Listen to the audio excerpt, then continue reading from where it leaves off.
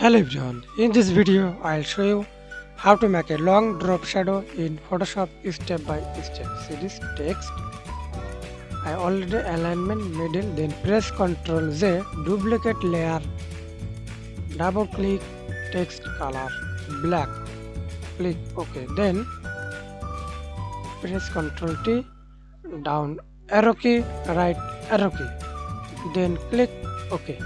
Again press Ctrl Z, then hold Ctrl Shift Alt T.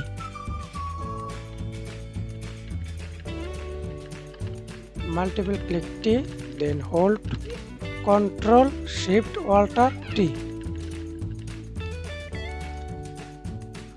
Okay, then click the second layer, down last, hold Shift, click the last layer, then press Ctrl Z, group and change the opacity.